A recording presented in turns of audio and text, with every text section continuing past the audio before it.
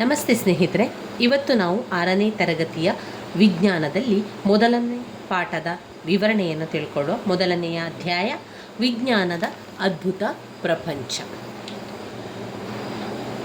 ನಮ್ಮ ಸುತ್ತಮುತ್ತಲಿನ ಜಗತ್ತಿನ ಕುರಿತು ನಮಗೆ ಯಾವತ್ತಿಗೂ ಮಾನವ ಸಹಜ ಕುತೂಹಲ ಇರ್ತದೆ. ನಾವು ಒಮ್ಮೆ ಸುತ್ತಮುತ್ತವನ್ನು ನೋಡ್ಕೊಳ್ಳೋಣ. ನಮ್ಮ ಸುತ್ತಮುತ್ತಲಿರುವಂಥದ್ದನ್ನು ನೀವು ನೋಡ್ತಾ ಇರ್ತೀರ. ನಿಮಗೆ ಹಲವು ರೀತಿಯ ಕುತೂಹಲಗಳು ಬರ್ತದೆ.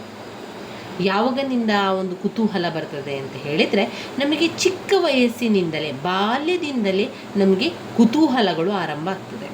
ಪ್ರಶ್ನೆಗಳನ್ನು ಕೇಳಲು, ಸುತ್ತಮುತ್ತಲಿನ ಪ್ರದೇಶಗಳನ್ನು ನೋಡಲು, ಅನ್ವೇಷಿಸಲು ನಾವು ಆರಂಭಿಸುತ್ತೇವೆ. ನಿಮ್ಮ ಶಾಲಾ ಪೂರ್ವಸಿದ್ಧತಾ ಹಂತದಲ್ಲಿ ಅಥವಾ ಬಾಲವಾಡಿಯಲ್ಲಿ ನಿಮ್ಮ ಸುತ್ತಮುತ್ತಲಿನ ಪ್ರಪಂಚವನ್ನು ಅನ್ವೇಷಿಸುವುದನ್ನು, ಹೊಸದನ್ನು ಕಂಡುಕೊಳ್ಳುವುದನ್ನು ನೀವು ಆನಂದಿಸಿದ್ದೀರಿ. ನೀವೀಗ ಮಾಧ್ಯಮಿಕ ಹಂತವನ್ನು ಪ್ರವೇಶಿಸುತ್ತಿದ್ದೀರಿ. ನಾವು ವಾಸಿಸುತ್ತಿರುವ ಈ ಒಂದು ಸುಂದರ ಜಗತ್ತನ್ನು ಅನ್ವೇಷಿಸುತ್ತಾ, ಅರ್ಥ ಮಾಡಿಕೊಳ್ಳಲು ಪ್ರಯತ್ನಿಸುತ್ತಾ ನಮ್ಮ ಈ ಒಂದು ಆಕರ್ಷಕ ಪಯಣವನ್ನು ಮುಂದುವರಿಸೋಣ. ಅದಕ್ಕಾಗಿ ನಮಗೆ ಹೊಸ ವಿಷಯವಾದ ವಿಜ್ಞಾನವಿದೆ. ವಿಜ್ಞಾನದ ಅದ್ಭುತ ಜಗತ್ತಿಗೆ ನಿಮಗೆಲ್ಲರಿಗೂ ಕೂಡ ಸ್ವಾಗತ. ಮೊದಲಿಗೆ ನಮಗೆ ವಿಜ್ಞಾನದಲ್ಲಿ ಕಾಣಸಿಗುವಂತಹ ಪ್ರಶ್ನೆ, ವಿಜ್ಞಾನ ಎಂದರೇನು? ವಿಜ್ಞಾನ ಎಂದರೇನು? ವಿಜ್ಞಾನವು ನಾವು ವಾಸಿಸುತ್ತಿರುವ ಜಗತ್ತನ್ನು ಅರ್ಥ ಮಾಡಿಕೊಳ್ಳಲು, ನಾವು ವಾಸಿಸುತ್ತಿರುವಂತಹ ಜಗತ್ತನ್ನು ಅರ್ಥ ಮಾಡಿಕೊಳ್ಳಲು ಮತ್ತು ಈ ಬ್ರಹ್ಮಾಂಡದ ರಹಸ್ಯಗಳನ್ನು ಹೊರತೆಗೆಯಲು ಆಲೋಚಿಸುವುದು. ಬ್ರಹ್ಮಾಂಡದ ರಹಸ್ಯಗಳನ್ನು ಹೊರತೆಗೆಯಲು ಆಲೋಚಿಸುವ, ವೀಕ್ಷಿಸುವ ಮತ್ತು ಕಾರ್ಯನಡೆಸುವ ವಿಧಾನವಾಗಿದೆ. ಇದು ವಿಜ್ಞಾನದ ಅರ್ಥ. ಇನ್ನು ಕುತೂಹಲ, ವಿಜ್ಞಾನದ ಅಧ್ಯಯನಕ್ಕೆ ಪ್ರೇರಣೆ ನೀಡುವಂತಹ ಮೊದಲ ಒಂದು ಹಂತವನ್ನು ನಾವು ಏನೆಂದು ಕರೀತೇವೆ?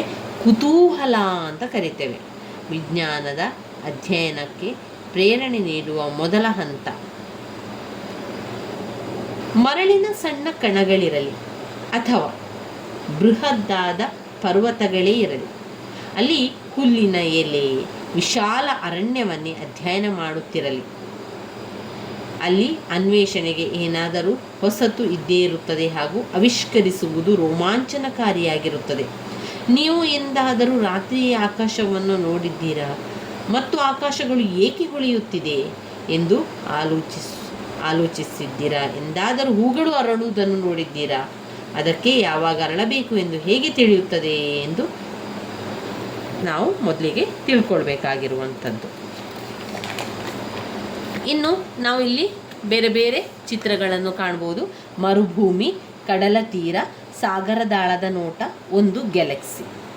ಆಕಾಶಕಾಯದ ಬಗ್ಗೆ ಅಧ್ಯಯನ ಮಾಡುವುದಕ್ಕೆ ನಾವು ಹೇಳುವಂತಹ ಒಂದು ಕ್ಷೇತ್ರ ಅಂತ ಹೇಳಿದರೆ ಅದು ಖಗೋಳಶಾಸ್ತ್ರ. ಖಗೋಳಶಾಸ್ತ್ರದಲ್ಲಿ ಆಕಾಶಕಾಯಗಳ ಬಗ್ಗೆ ಇದೆ ಎನ್ನುವಂಥದ್ದು. ಇವೆಲ್ಲ ಕೂಡ ವಿಜ್ಞಾನದ ಮೂಲಕ ಬೆಳಕಿಗೆ ಬಂದ ಅನೇಕ ರಹಸ್ಯಗಳಲ್ಲಿ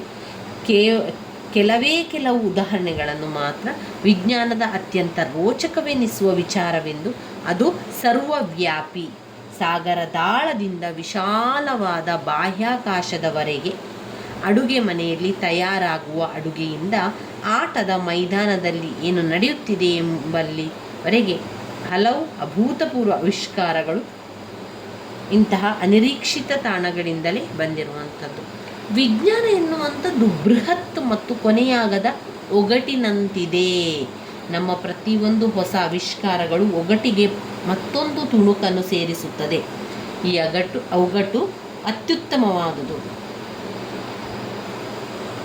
ನಮ್ಮ ಆವಿಷ್ಕಾರಗಳಿಗೆ ಯಾವುದೇ ಮಿತಿ ಇಲ್ಲ, ಏಕೆಂದರೆ ಜ್ಞಾನದ ಪ್ರತಿ ಹೊಸ ತುಣುಕು, ಹೊಸ ಪ್ರಶ್ನೆಗಳು ಹೆಚ್ಚಿನ ವಿಷಯಗಳನ್ನು ಕಂಡುಹಿಡಿಯಲು ಕಾರಣವಾಗುತ್ತದೆ. ಕೆಲವೊಮ್ಮೆ ಈ ಒಗಟಿನ ಒಂದು ತುಣುಕನ್ನು ಆ ಒಂದು ತಪ್ಪಾದ ಸ್ಥಳದಲ್ಲಿ ಇರಿಸಲಾಗಿತ್ತು, ಅದರ ಸ್ಥಾನವನ್ನು ಬದಲಿಸಬೇಕಾಗಿದೆ ಎಂದು ಕಂಡುಕೊಳ್ಳುತ್ತೇವೆ. ನೂತನ ಆವಿಷ್ಕಾರಗಳು ಪ್ರಪಂಚದ ಬಗೆಗಿನ ನಮ್ಮ ಸಾಮಾನ್ಯ ತಿಳುವಳಿಕೆಯನ್ನು ಅವುಗಳು ಬದಲಾಯಿಸುತ್ತದೆ.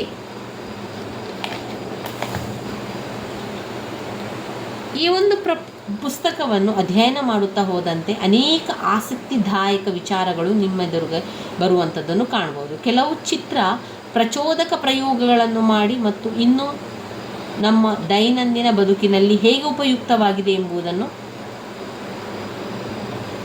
ತಿಳ್ಕೊಳ್ಳುವ ಹಾಗೆ ಹೆಚ್ಚು ಹೆಚ್ಚು ಕಂಡುಹಿಡಿಯುತ್ತಾ ಹೋದಂತೆ ಏನಾಗುತ್ತದೆ ಎಂಬುದನ್ನು ಊಹಿಸಬಲ್ಲಿರಾ ಅಂತ ಅವರು ಕೇಳ್ತಾ ಇದ್ದಾರೆ.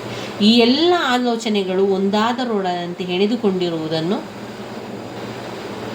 ನಾವು ಅರಿಯಲಾರಂಭಿಸುತ್ತೇವೆ. ನಾವು ನಮ್ಮ ನೆಲೆಯಾದ ಭೂಗ್ರಹದಿಂದಲೇ ಈ ಯಾತ್ರೆಯನ್ನು ಆರಂಭಿಸೋಣ. ನಮಗೆ ತಿಳಿದಿರುವಂತೆ ಇದು ಜೀವನದ ಇರುವಿಕೆಯನ್ನು ಬೆಂಬಲಿಸುವ ಏಕೈಕ ಗ್ರಹ ಆಗಿದೆ. ನಾವು ರಕ್ಷಿಸಲೇಬೇಕಾದ ಪರಿಸರವನ್ನು ಹೊಂದಿದೆ. ಭೂಮಿಯ ಮೇಲೆ ಅದ್ಭುತವಾದ ಜೀವವೈವಿಧ್ಯವಿದೆ. ಸಸ್ಯಗಳು, ಪ್ರಾಣಿಗಳು ಈ ಗ್ರಹಗಳ ವಿವಿಧ ಪ್ರದೇಶಗಳಲ್ಲಿ ಬದುಕುಳಿಯಲು, ಅಭಿವೃದ್ಧಿ ಹೊಂದಲು ಸಮರ್ಥವಾಗಿದೆ.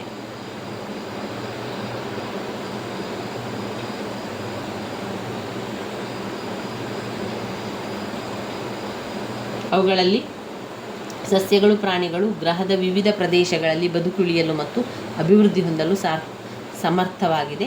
ಬೀಜವು ಸಸ್ಯವಾಗಿ ಬೆಳೆಯುವುದನ್ನು, ಕಂಬಳಿ ಹುಳಗಳು ಸುಂದರವಾದ ಚಿಟ್ಟೆಯಾಗಿ ರೂಪಾಂತರಗೊಳ್ಳುವಂಥ ಅನೇಕ ಘಟನೆಗಳನ್ನು ನೀವು ಕೂಡ ಗಮನಿಸಬಹುದು. ಈ ಸಸ್ಯ ಮತ್ತು ಪ್ರಾಣಿಗಳು ಹೇಗೆ ಬೆಳೆಯುತ್ತದೆ ಎನ್ನುವಂಥ ಪ್ರಶ್ನೆ. ವಿಜ್ಞಾನ ಅಂತ ಬಂದಾಗ ಹಾಗೆಯೇ ಅನೇಕ ಕುತೂಹಲಗಳು ಬರುವಂಥದ್ದು, ಅನೇಕ ಪ್ರಶ್ನೆಗಳು ಅವರು ಕೊಡುವಂಥದ್ದನ್ನು ಕಾಣ್ಬೋದು. ವಾಸ್ತವವಾಗಿ ದೇಹದ ಬೆಳವಣಿಗೆಗೆ ನಮಗೆ ಆಹಾರದ ಅವಶ್ಯಕತೆ ಇದೆ. ವಿಶೇಷವಾಗಿ ಭಾರತದಂತಹ ಬೃಹತ್ ವೈವಿಧ್ಯ ಪ್ರದೇಶಗಳಲ್ಲಿ ಆಹಾರ ತುಂಬಾ ಅದ್ಭುತವಾಗಿರುತ್ತದೆ. ದೇಶದಾದ್ಯಂತ ನಾವು ಅನೇಕ ಬಗೆಯ ಸ್ವಾದಿಷ್ಟಕರ ಭಕ್ಷ್ಯಗಳನ್ನು ತಯಾರಿಸುವ ವಿಭಿನ್ನ ಪಾಕ ಪದ್ಧತಿಗಳನ್ನು ಹೊಂದಿದ್ದೇವೆ. ಆಹಾರ ಯಾವುದರಿಂದ ಮಾಡಲ್ಪಟ್ಟಿದೆ, ನಾವು ಅದನ್ನು ಹೇಗೆ ಕಂಡುಹಿಡಿಯುವಂಥದ್ದು ಅಂತ ಪ್ರಶ್ನೆಗಳು ಬರುವಂಥದ್ದು. ಇದರಲ್ಲಿ ಅನೇಕ ವಿಚಾರಗಳಿದೆ. ನಾವು ಇನ್ನಷ್ಟು ವಿಚಾರಗಳನ್ನು ಮುಂದಿನ ವಿಡಿಯೋದಲ್ಲಿ ತಿಳ್ಕೊಳ್ತಾ ಹೋಗುವ ಸ್ನೇಹಿತರೆ. ವಿಜ್ಞಾನದ ಅದ್ಭುತ ಪ್ರಪಂಚ. ಧನ್ಯವಾದಗಳು.